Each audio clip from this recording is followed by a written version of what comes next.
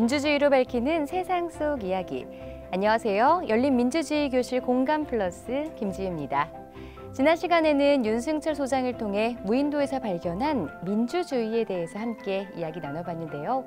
오늘은 우리 별 지구를 위해 시민에게 어떠한 역할이 필요한지 함께 살펴보도록 하겠습니다. 열린민주주의교실 공감 플러스 지금 시작합니다.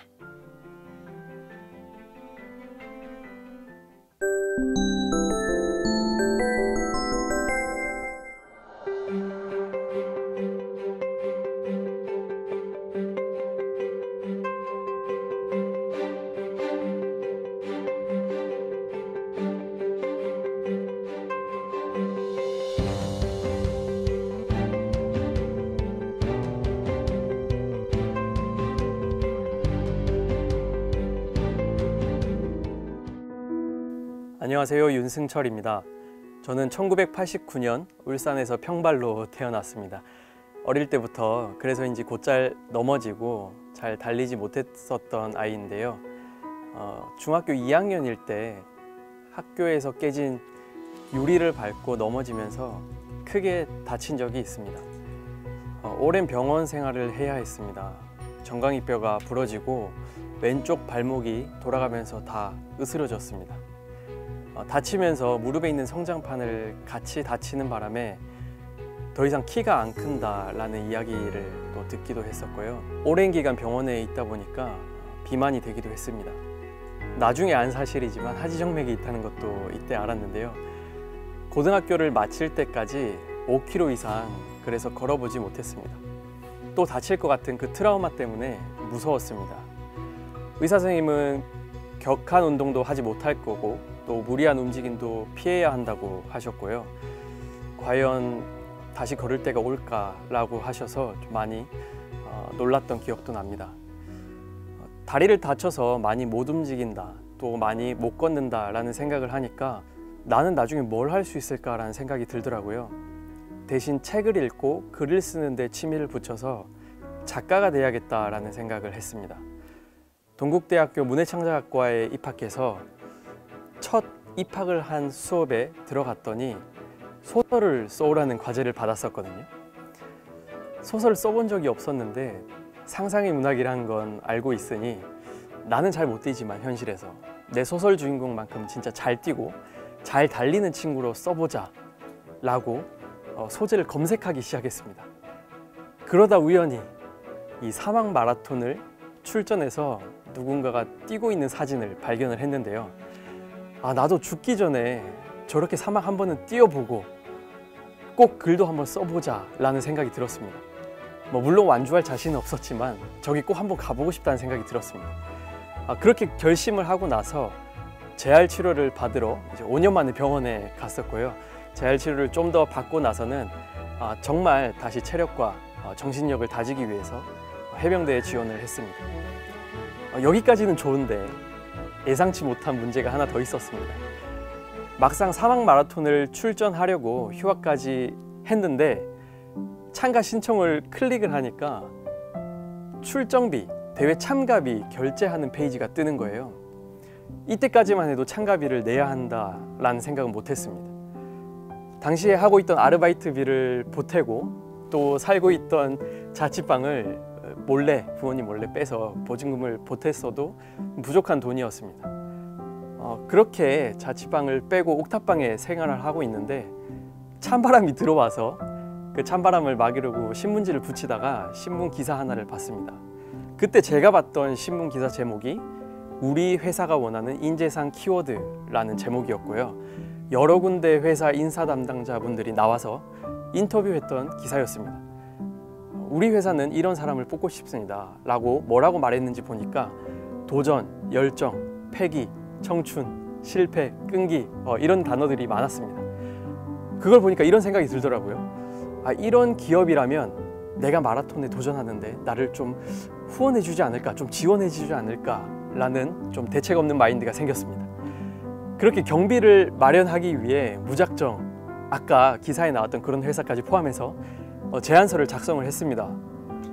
총 100여 군데 회사에 제안서를 보냈고 그 결과 참가비와 항공료 또 갈 때 필요한 장비들을 다 지원을 받을 수 있었습니다. 4군데 사막과 1군데 남극 마라톤 모두 다 뛰는 데 든 참가비를 포함을 하면 한 4천만 원 정도가 드는데요. 이 4천만 원에 달하는 참가비를 마련하기 위해서 동시에 온라인으로 펀딩 사이트를 하나 개설을 했습니다. 제가 이 펀딩 사이트로 이 모든 참가비들을 또 충당을 했었는데 저를 후원해 주시면 저는 이렇게 해드리겠습니다 라고 적었던 리워드들이 있었습니다. 그 리워드들 중에는 뭐 후원자분들의 이름을 명찰로 만들어서 달고 뛰겠다, 감사한 마음을 잊지 않겠다, 이런 것도 있었고요. 저를 후원해 주실 때 저희 집에 정말 보기만 해도 짜증나는 물건이 있다, 그럼 저희 집에 보내주세요. 그럼 제가 그걸 모아서 들고 뛰다가 사막에 양지바른 곳이 나타난다, 땅을 파서 묻어서 기억을 잊혀주고 오겠습니다, 이런 것도 있었습니다. 또 하나는 후원해 주신 분 이름으로 사막에 제가 나무를 심어 드리겠습니다 라고 적어놓은 게 있었습니다. 그렇게 한 3년 반 정도를 열심히 훈련도 하고 참가비를 마련하기 위한 노력을 한 끝에 2012년도 드디어 처음 사막 마라톤 250km를 6박 7일 동안 달렸습니다. 이왕 하는 김에 내친 김에 고비, 아타카마, 남극 마라톤까지 모두 5번에 걸쳐서 1250km를 달렸습니다. 23살 세계 최연소 극지 사막 마라톤 그랜드슬램을 달성했습니다.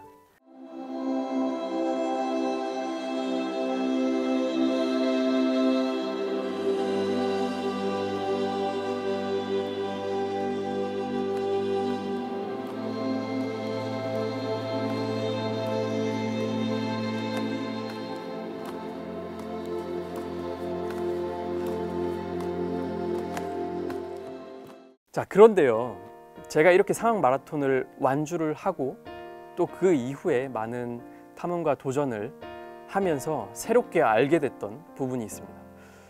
정말 제가 지금 돌이켜 생각을 해보니 좀 아차 싶은 부분이 있더라고요. 바로 펀딩을 받기 위해서 실행했던 그런 좀 잘못된 공약들이었습니다. 저는 환경을 생각하지 않았던 겁니다. 사막에 무엇인가를 묻고 오겠다, 기억을 완전히 잊혀주고 오겠다라고 호언장담을 했지만 그건 사실 사막의 쓰레기를 버리는 행위였었고요. 사막에 후원자분 이름으로 나무를 심어주겠다. 명목은 좋았습니다. 사막화나 미세먼지, 황사를 방지할 수 있는 의미 있는 후원입니다 라고 적었지만 사실 사막에 나무를 몇 그루 심는다고 해서 달라지는 것은 없었습니다. 오히려 더 중요한 건 사막에 나무를 심은 다음 어떻게 관리하느냐가 중요한데요. 저는 그런 것들을 생각하지 않았던 거죠. 그리고 이후에 남극 마라톤을 하기 위해서 남극에 갔을 때 정말 2분마다 한 번 천둥 소리가 들렸습니다. 그 천둥 소리는 정말 그 비가 내리는 게 아니라 빙하가 무너지는 소리였습니다. 정말 그걸 듣고 많이 충격을 받았었고요. 또한 남극에 떠내려온 많은 해양 쓰레기들, 더 나아가 제가 무인도에서 봤던 많은 쓰레기들을 보고 이거 정말 심각하다라는 생각을 하게 됐던 것 같습니다. 사막, 남극, 무인도, 정말 사람의 손길이 다 닿지 않는 곳이지만 한 군데도 빠짐없이 어쩌면 자갈만큼이나 많은 미세한 플라스틱이나 쓰레기들이 많이 있는 걸 보고 정말 놀랐던 기억이 납니다. 실제로 기후변화로 터전을 잃은 분들도 많이 만났습니다. 사하라 사막에서는 물을 찾아서 매번 터전을 옮기는 분들을 보기도 했고요. 남태평양의 섬들의 주민들은 기후변화로 해수면이 상승해서 거처를 옮기는 것도 봤습니다. 특히 섬은 바다에 떠밀려온 쓰레기들을 치울 수가 없습니다. 쓰레기들이 많이 쌓여 있고 또 한편으로는 섬에 직접 살고 계신 분들은 몸이 불편해도 나오기가 힘들어서 의료 혜택을 전혀 못 받는 분들도 많았습니다. 그래서 섬에서 봉사활동을 하는 비영리 민간단체 섬마을 봉사연합을 만들기에 이르렀습니다. 섬을 체험하고 또 놀러 온 것처럼 둘러보면서 재능 기부를 하지만 또 쓰레기를 실제로 줍잖아요. 그런데도 자기 돈까지 내고 와서 하는 봉사인데도 많은 분들이 함께 하려고 찾아오십니다. 지금까지 겪었던 전 지구적 위기들에 더해 최근 코로나19라는 신종 바이러스로 더 격화된 위기에 처한 인류를 우리는 마주하였습니다. 이러한 위기의식 속에서 저는 섬의 쓰레기에 집중하게 되었고요.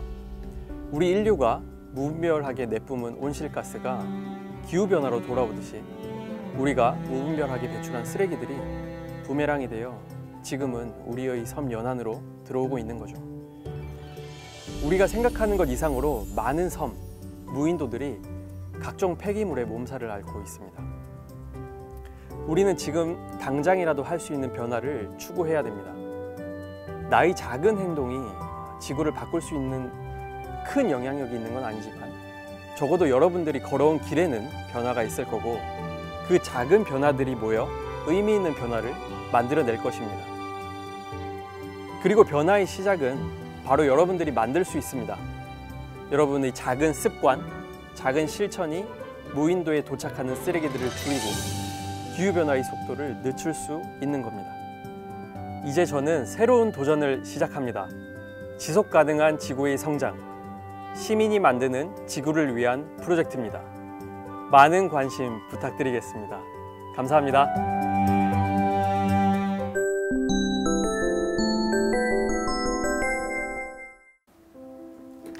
네, 작가님 강연 감사합니다. 정말 삶 자체가 어떤 도전의 연속이었던 것 같아요.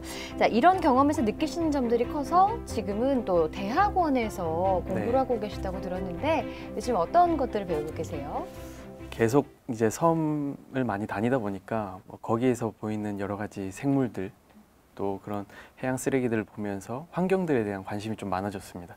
그래서 이제 생태학과 육상 곤충들을 전공을 하고 있고 또 도시 생태 현황 지도라는 비오톱 조사이나 아니면 멸종 위기종 관리하는 그런 일들도 지금 같이 하고 있습니다. 그렇군요. 사실 아무도 없는 무인도에서 발견한 게 쓰레기라는 점이 좀 아이러니하게 느껴지기도 네. 하는데요. 이 문제의 심각성을 느끼게 된 어떤 계기가 있을까요? 제가 처음 딱 무인도에 갔을 때 이제 가장 먼저 보였던 게 해양 쓰레기들이었거든요. 제가 생각했던 그런 푸른 낭만적인 무인도와 너무 거리가 멀었습니다. 그렇죠. 실제로 지금 제가 있는 곳은 이제 인천에 있는데 인천에 있는 무인도에 가보면 원래 정말 많았던 폐그물이나 폐스티로폼들도 많이 보이고 요즘에는 생활 쓰레기나 플라스틱 그런 것들을 보고 정말 좀 많이 놀랍고 충격적이었다라는 생각이 가장 먼저 들었었고요. 네. 그리고 그런 것들을 또 많이 보다 보니까 진짜 누군가는 이런 것에 좀 관심을 가져야겠다라는 생각이 또 들었습니다. 네, 소장님 여러 가지 쓰레기가 많이 나온다고 하셨는데 네. 그 중에서도 이런 것도 나왔어? 할 만한 좀 기억에 네. 남는 쓰레기가 있을까요? 제일 기억에 남는 건 그 아이스크림 냉장고 있죠. 네. 위에 여는 거. 네네네. 그게 떠내려온 적도 있었고요. 정말요? 네. 그리고 와인병 이런 것들도 물론 안에 편지는 없었습니다. 그런 게 떠내려온 적도 있었고요. 또 신발들이 그렇게 많이 떠내려와요. 근데 꼭 한 짝씩만 떠내려오거든요. 그런 것도 기억에 남고 무인도에 정말 배고프게 있는데 초코파이가 과자가 비닐 뜯지 않은 채로 있는 거예요. 고민했습니다. 이거 먹어봐야 될까 말아야 될까. 그런 것부터 네. 해외에 있는 쓰레기들 또 그냥 생활 쓰레기들 그냥 비닐봉지에 묶어서 버리는 것들도 많이 떠내려왔습니다. 네, 정말 상상을 초월하는 것들이 많이 네. 떠내려오네요. 이렇게 무인도 하나에 쓰레기를 치우는 데는 네. 얼마나 걸리셨어요? 저희가 2주 넘게 무인도에 있으면서 쓰레기를 계속 주웠는데도 네. 못 치운 곳이 있었거든요. 정말요? 지금 지자체별로도 우리나라에서 이제 쓰레기를 그냥 전용으로 쓰레기 치우는 배를 네. 다 하나씩 가지고 있습니다. 인천만 하더라도 1년에 25톤 덤프 트럭 있죠. 엄청 네. 큰데 아마 이사해 보시면 아시겠지만 네네. 25톤이 엄청 큰데도 그게 한 230여 대 만큼의 섬 쓰레기가 나오고 있습니다. 정말 많죠. 그렇군요. 그러니까 이건 인천에 있는 섬만 지금 봐서 그런데 전국이나 전 세계로 그걸 넓히면 얼마나 많겠어요. 그렇죠. 네, 그러니까 저도 그런 걸 볼 때마다 또 한 번 느낍니다. 내가 봤던 것들이 진짜로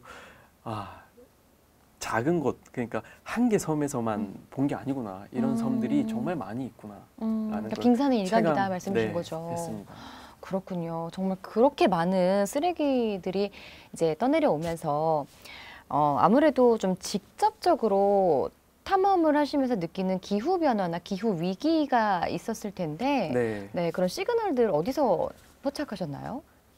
예를 들면 지금 태풍이 안 올 시기인데 그래서 안전하다고 생각을 하고 네. 날씨를 다 체크를 하고 갔죠.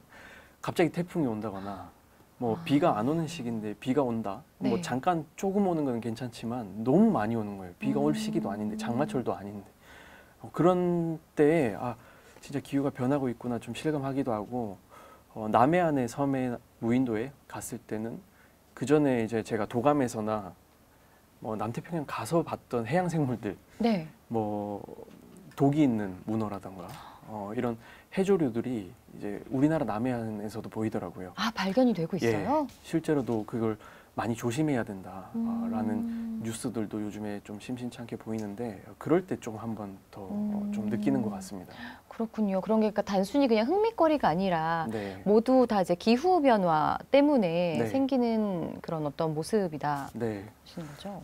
또 가장 진짜 현실적으로 봤던 건 남태평양의 그 투발루라는 섬이 있어요. 네. 거기 있는 주민분들은 이미 대부분이 다 뉴질랜드로 이주를 했습니다.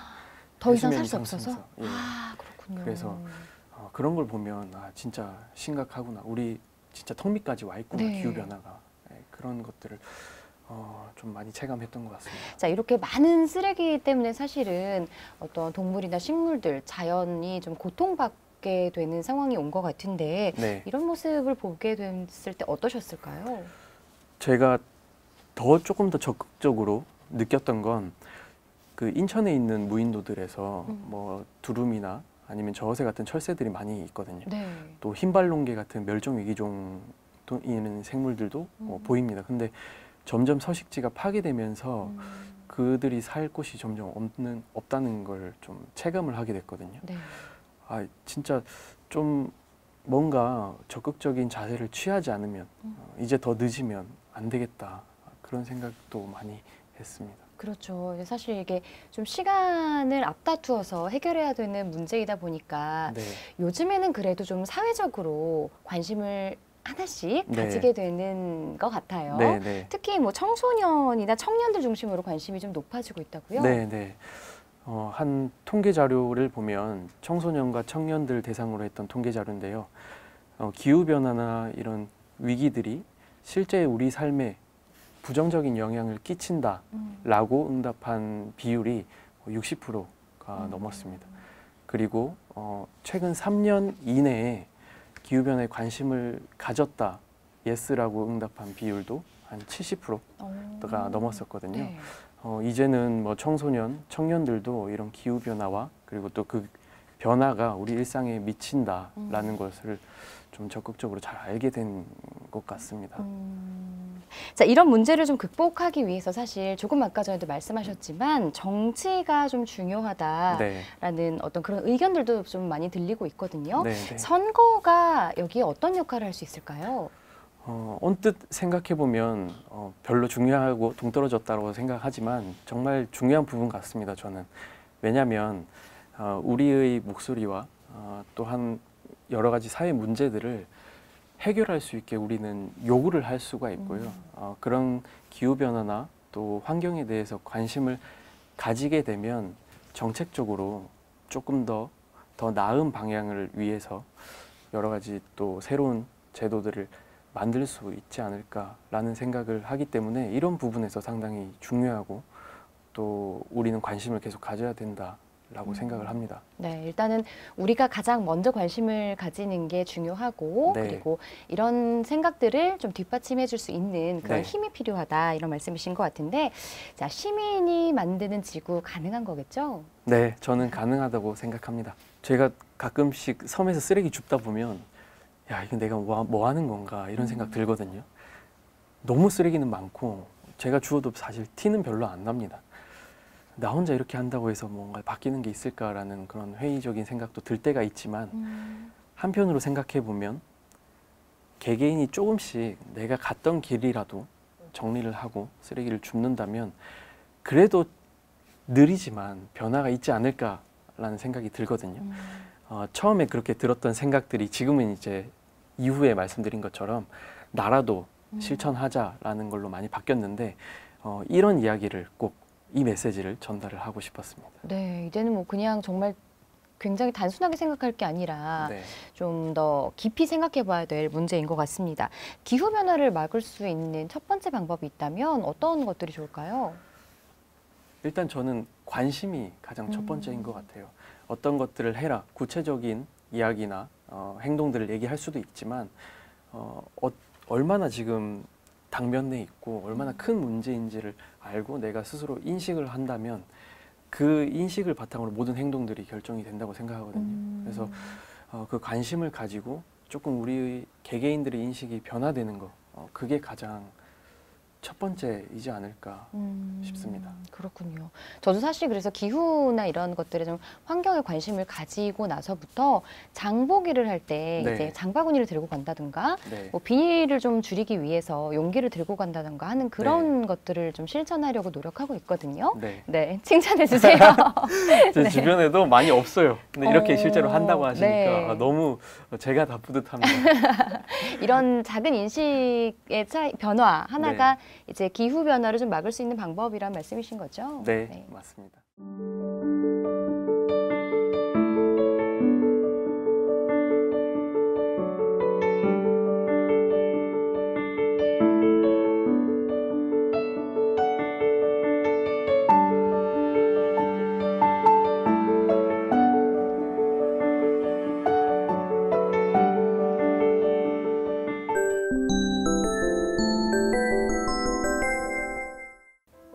하루쯤은 우리가 얼마나 무심코 버림을 실행하는지 생각해 보셔도 좋을 것 같습니다. 우리가 버린 것들이 결국은 다시 우리 곁으로 되돌아온다는 것을 기억하셔야겠죠? 열린 민주주의 교실 공감 플러스, 오늘은 윤승철 소장과 함께 이야기 나눠봤습니다. 저희는 다음 시간에 다른 공감의 이야기로 찾아오겠습니다. 시청해주신 여러분 고맙습니다.